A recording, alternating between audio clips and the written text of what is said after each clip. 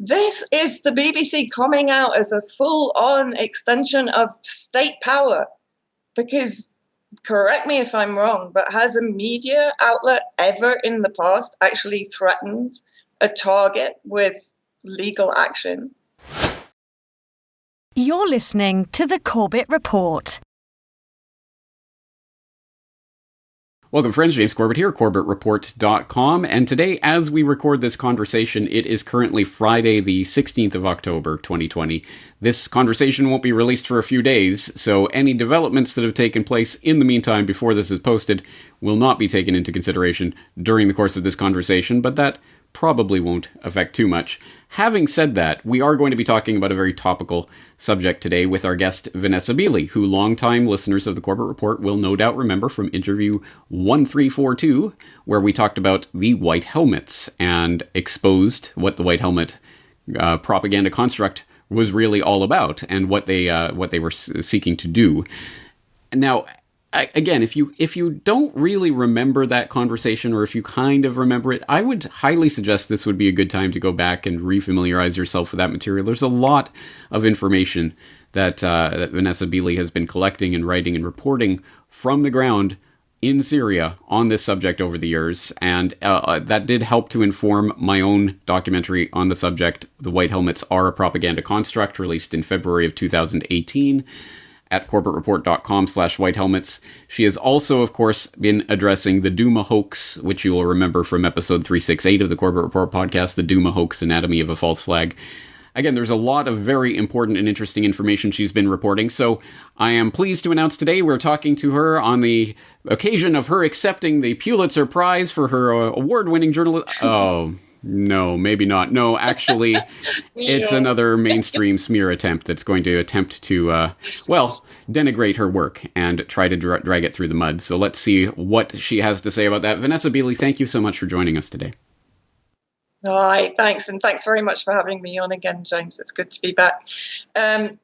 Just really what's happened is in the last few months, the BBC, Chloe Hadji-Mathieu has been contacting me regarding a series that they're going to release on Radio 4 starting in November, a 10-week series apparently on James Le Mesurier of Mayday Rescue. Of course, James Le Mesurier died in suspicious circumstances, deemed to be suicide, in Istanbul in November 2019. I have written a number of articles about his mysterious death and the mysterious media response to his death also, of course, which was quite extraordinary at the time.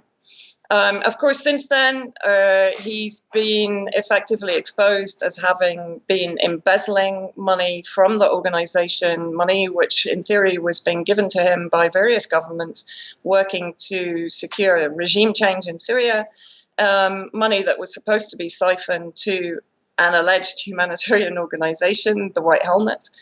And basically he was pocketing it and paying for his wedding and various other items with this money. This was admitted by James Le Mesurier himself just prior to his death. And so the BBC contacted me, and over a period of time, we had a series of email and Facebook message conversations. Ultimately, I declined their offer to appear on the program because it was clear that it was effectively a trap to discredit me, to smear me, to, direct, let's say, court proceedings away from the White Helmets and towards myself and other people because Eva Bartlett has also received an email, Peter Ford, former UK ambassador to Syria, the working group on Syria propaganda and media, who of course have been instrumental in releasing the information on the OPCW, etc. And so it's clear that what this is a sort of retrospective, posthumous damage limitation exercise by the BBC, and again to try and resurrect the White Helmet construct as a humanitarian construct, not as a propaganda construct, basically staging events to justify unlawful military intervention by the US coalition, as they did in the Duma alleged chemical attack, April 2018. And so basically it culminated in an email that I received a few days ago from Chloe, which read like a sort of Stasi charge sheet. I mean, really, it was insane. And I mean, there's nothing new in it. Nothing new. I mean, it's basically a rehash of all the previous smears from Huffington Post, The Times, The Guardian, etc., right? But what was interesting for me and for Whitney Webb, who I immediately sent it to, was the final statement, which was basically, I'm going to paraphrase, we've been speaking to a lawyer who informs us that under international humanitarian law, the fact that you have described the White Helmets as a legitimate target for Syrian and Russian military may make you liable to prosecution under humanitarian law, because I'm considered, because I spend time with Syrian ministers, because apparently I've told them they must go and bomb the White Helmets, I'm potentially liable to legal action. Right? I mean, this is an extraordinary one. Of course, it's psychological warfare. It's an attempt to intimidate me, one. But two, this is the BBC coming out as a full-on extension of state power. Because, correct me if I'm wrong, but has a media outlet ever in the past actually threatened a target with legal action?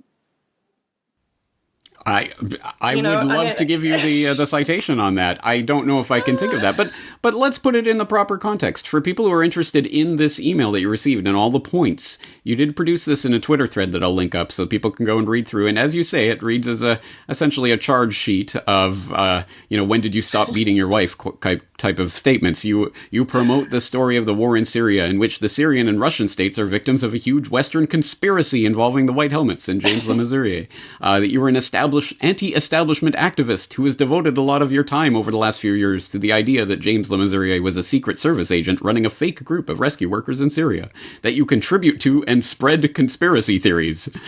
A conspiracy theorist! Get her! Including coronavirus. They even get coronavirus. Exactly right. As I say, I'll let people read it through it. I mean, it's just a huge charge sheet of nonsense. But as you say, there is that one very specific seeming threat. One lawyer who we have spoken to tells us that someone who spends time with Syrian ministers and who is publicly calling for humanitarian workers to be bombed may be liable to face charges of aiding and abetting, inciting, or conspiring to commit a crime under international law. So they are accusing you of being a conspirator. Doesn't that make them conspiracy theorists?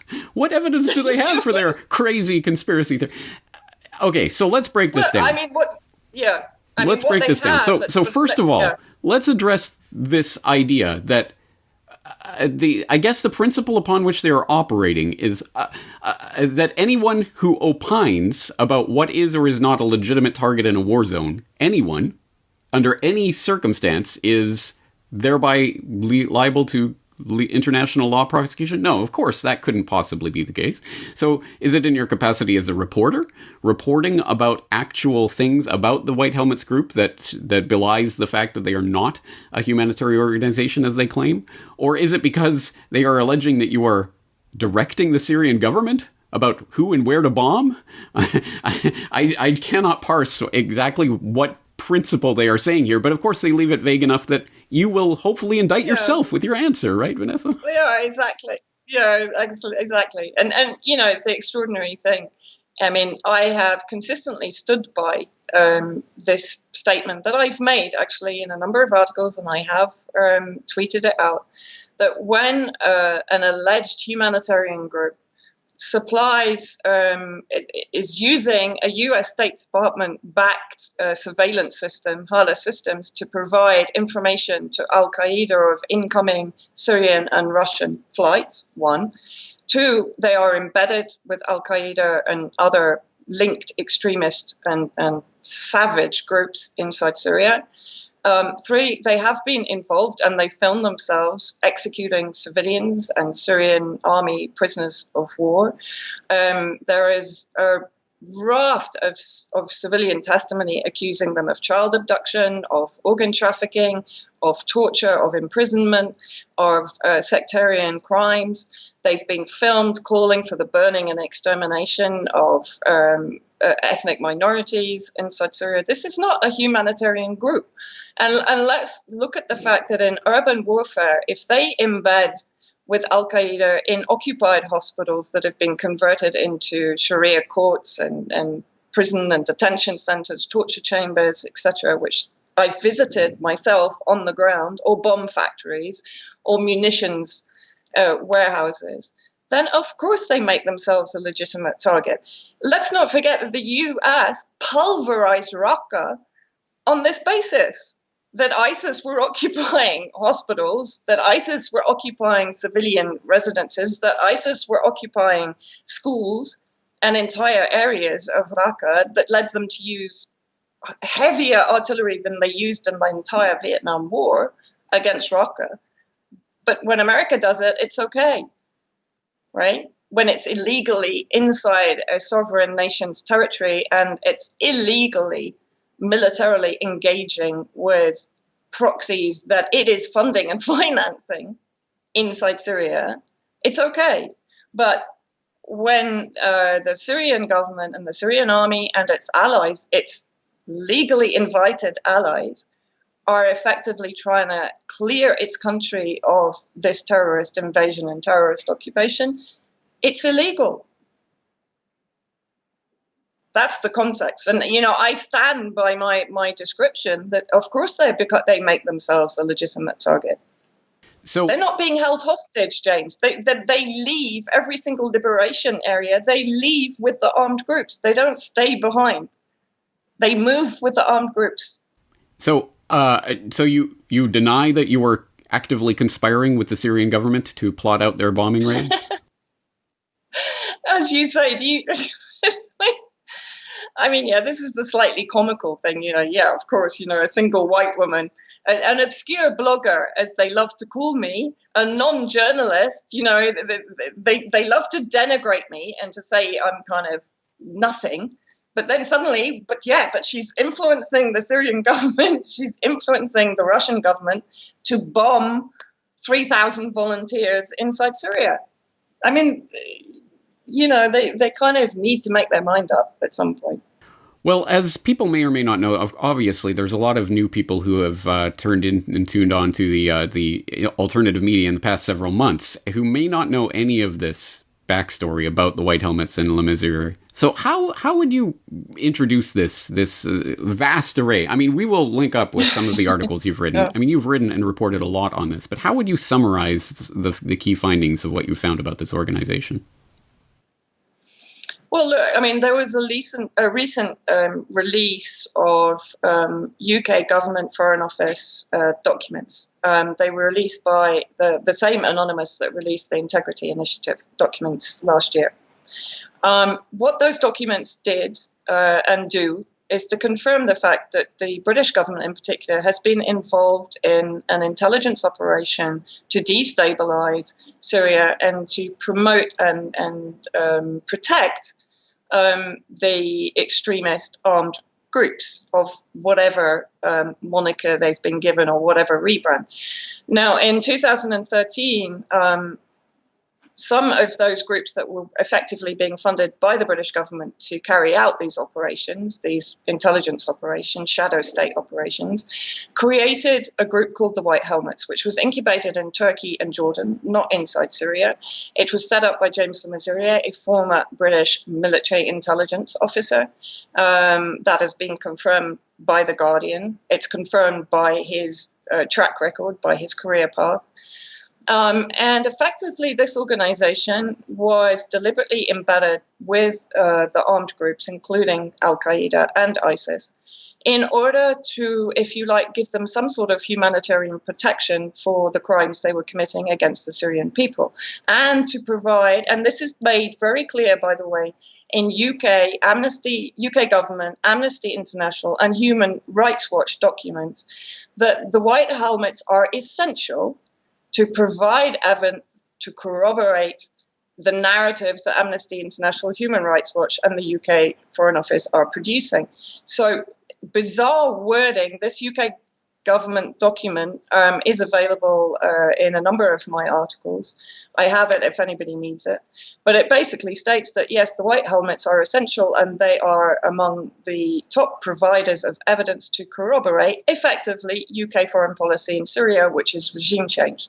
So they've been very brazen about the fact that this organization is there to document war crimes. But funnily enough, it never documents the war crimes of al-Qaeda, even though it's embedded with them. Right? This organization is there to provide complete bias against the Syrian government and its allies as regards the documentation of war crimes. As recently shown in Duma, it's also there to present the alleged chemical weapon attacks. We know now that it's very likely that the white helmets were involved in the murder of the children that were used to stage those now discredited hospital scenes in Duma. We know that James Lamazurier was effectively asked by the OPCW to provide witnesses from among the white helmets. So to provide evidence against the Syrian government. So we know now that there's this massive propaganda loop, right, with all these old school buddies. I mean, one thing the BBC documentary has thrown up is that an old school friend of James Lamazurier, Harry Wynne Williams, who was with Bell Pottinger from 2006 onwards. Of course, we know Bell Pottinger was paid around $500 million by the Pentagon to produce propaganda embedded. It's a British PR firm embedded with US military in Iraq to produce misleading propaganda on behalf of the American neocolonial project there. So, when we start to look deeper and deeper into this and we peel back the layers, of course, what we see is this incredible propaganda loop, this incredible nexus of propaganda that is being employed to destabilize Syria, to enable savage economic sanctions against the Syrian people, to enable resource theft, including water by Turkey, including oil theft, of course, by the US, via its proxies, both ISIS and the SDF, the Syrian Democratic Forces. So the White Helmets have fundamentally, from 2013 onwards, been responsible for enabling and maintaining and manufacturing consent for military adventurism in Syria. Now, this raises an interesting question, because I know that the International Red Cross and Red Crescent societies and their emblems are protected under international law via the Geneva Conventions, which do not mention the white helmets, obviously. What would be the basis? Is there any international law that you are aware of that pertains to the white helmets specifically?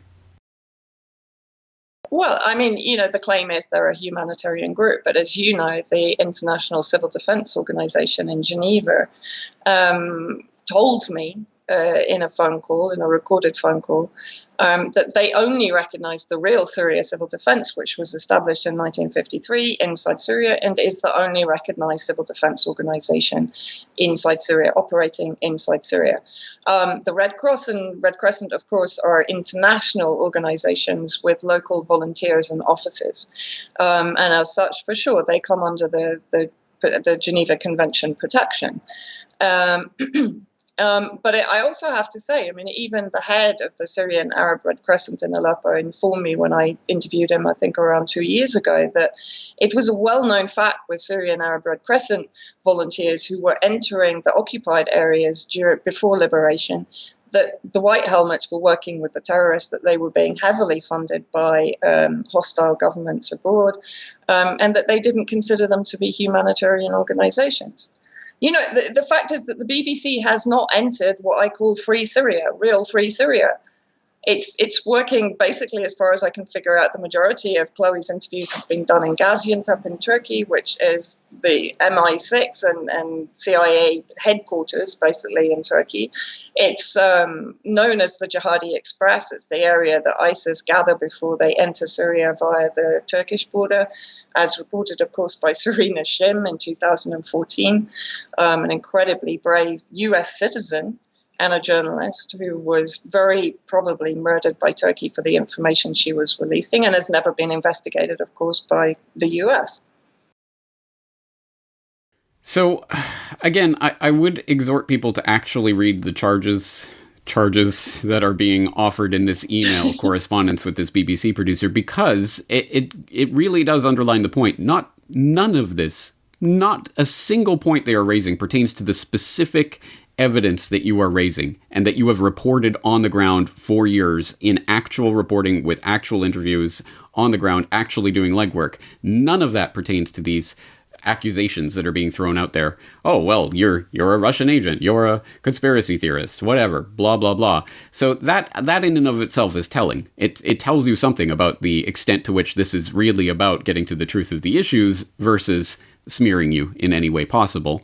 One wonders if they've, say, reached out to John Pilger with a similar accusation. You said the White Helmets are a propaganda construct, which would mean they're not a humanitarian organization, which would make them subject to bombing. Therefore, you have publicly called for these people to be killed. Therefore, you should be charged under international law. I wonder if John Pilger has received an email like that. Or Stephen Kinzer, who congratulated the White Helmets, the Al-Qaeda, on receiving the Oscar for their White Helmet propaganda piece. I wonder if Stephen Kinzer gets that kind of email, or is it just obscure bloggers like Vanessa Beeley and Eva Bartlett? I wonder if they'll even talk about a Pilger or a Kinzer or anyone else like that who has raised questions along these lines. Probably not.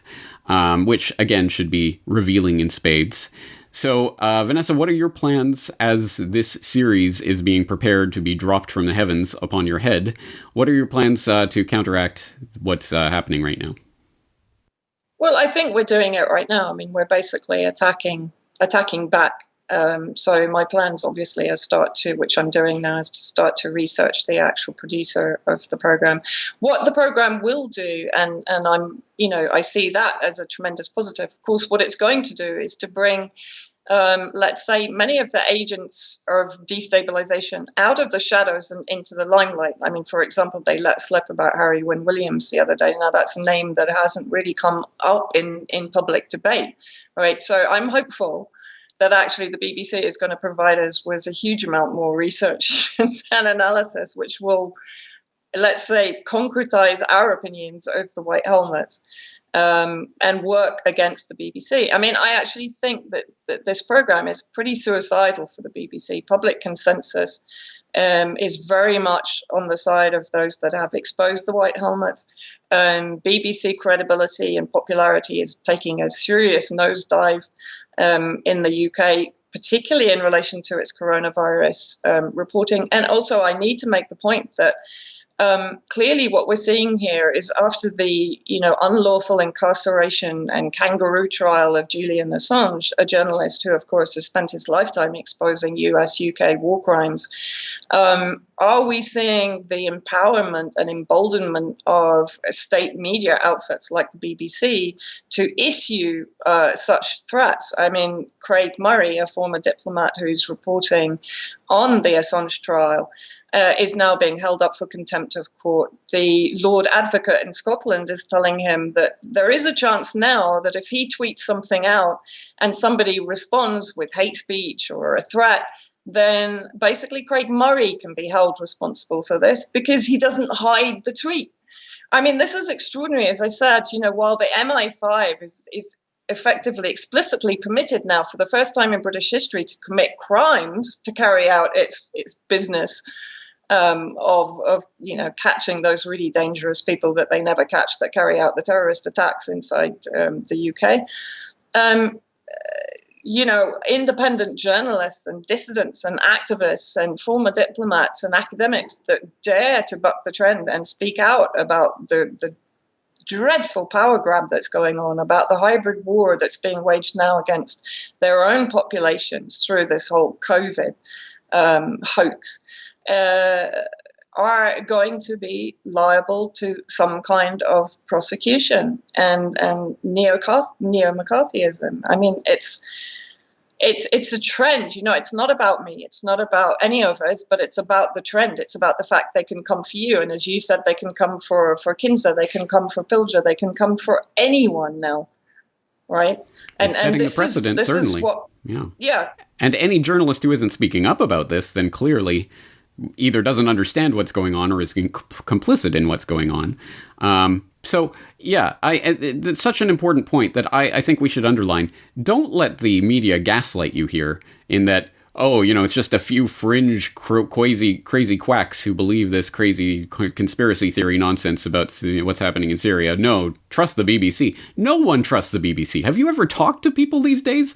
Everyone understands they are being lied to. It's becoming more and more blatant. They are clinging on to whatever institutional power they have over the minds of the easily duped. But that is waning, and people are starting to see this for what it is. It is an information war that is taking place right now. And thankfully, for the past couple of decades, the people in the dinosaur media didn't take that very seriously. Oh, there's some people on the internet who listens to them, whatever. But now that they are taking it seriously, we're going to see what that looks like. And this is just another front on that full-scale assault that is happening in the information war right now.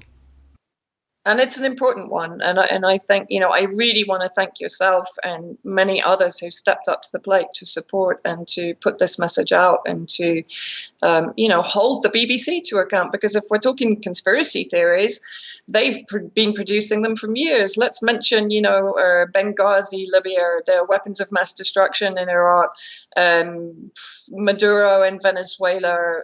I mean, the list is endless. While their government is one of the biggest suppliers of weaponry and fuel to Saudi Arabian aviation to massacre and to carry out a genocide in Yemen. Absolutely. So, it's staggering. We're here to hold power. Yeah. It is staggering the amount of bloodshed that is on the hands of these media accomplices of these various wars that then turn around and accuse people of who are exposing these lies as the real enemies. It's insane, and I don't think many people are going to fall for it. So, in conclusion, Vanessa, I think I just have one more question for you. Why don't you just tell the Syrian government to bomb the BBC? I mean, you're clearly in charge of their military war plans, right? Or actually, do you drop the sarin canisters from the helicopters, or do you leave that to the Syrian Air Force to do? I jest. I shouldn't jest because... I know. I mean, it's well, actually, I've met with... informally with Lise Doucet, who of course is one of the Middle East correspondents for the BBC. And I also have to make the point that when I asked her directly, I said, why is the BBC not investigating the White Helmets? Her reply was a classic. She basically said, well, it's too controversial and polarizing. I was like, for who? This was a political response. So I think what is very clear and what's becoming clearer and clearer is the BBC is an extension of power. It's an extension of state and intelligence power in the UK. It has always been so. If people have not seen John Pilger's documentary, The War You Don't See, please watch it, because this is a damning indictment on the BBC's role in the massacre of the Iraqi people on the back of the weapons of mass destruction dodgy dossier. And now in Syria, we have the chemical weapons dodgy dossier, supported and endorsed and promoted and pushed by the BBC. Yes. Such an obvious parallel that you can almost, how could you fail to make it? And yet... they want to distract the public. Well, okay, we will leave this conversation here today and obviously follow up with any developments. In the meantime, people who want to get up to speed with this, I will obviously, as I say, link that Twitter thread that you have with all of the points and the email that has been made. But what's the best place for people to go to find your actual reporting? They can go to my Patreon. Or they can go to Whitney Webb's Unlimited Hangout, to The Last American Vagabond, to Mint Press, to RT, all the usual suspects, and of course to my Twitter. All right, excellent. Well, we will direct people there. They will be in the show notes for today's conversation. Vanessa Beeley, thank you for your time. Thank you.